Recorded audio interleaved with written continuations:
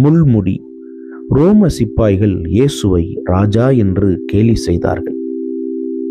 ஒரு ராஜாவுக்கு பொற்கிரீடம் இருக்கும், ஆனால் இயேசுவுக்கோ இந்த சிப்பாய்கள் முள்ளினாலே ஒரு கிரீடத்தை பின்னி அவர் தலையில் வைத்து அமிழ்த்தினார்கள். அப்படி அமிழ்த்தும் பொழுது அந்த முள் இயேசுவின் தலையை துளைத்தது. அவருடைய இரத்தம் முகம் முழுவதும் வழிந்தது. இது உடலின் வேதனையை மட்டுமல்ல, மிகப்பெரிய அவமானம்.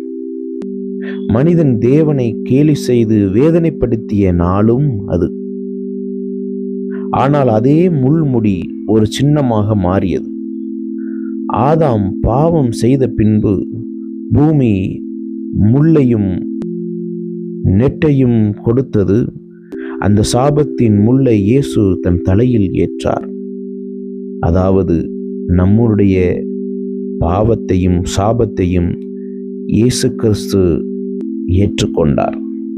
அநேக நேரங்களிலே நாம் அனுபவிக்கும் அவமானத்தையும், அநேகர் நம்மை ஏற்றுக்கொள்ளாமல் நிராகரித்ததையும், மனிதர்கள் காயப்படுத்தின காயங்களும் யாருக்கும் தெரியாது, புரியாது என்று சொல்லி நாம் நினைத்திருக்கிறோம்.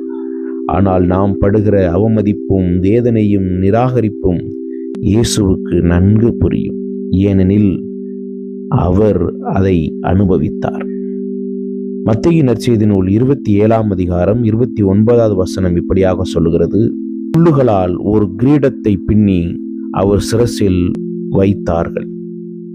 அந்த சிரசில் அமிழ்த்தப்பட்ட முள்முடி இன்றும் நம்முடைய வாழ்விலே நாம் சாபத்தின் மக்கள் அல்ல, ஆசீர்வாதத்தின் மக்களாய் வாழவும் வைத்து கொண்டிருக்கிறார்.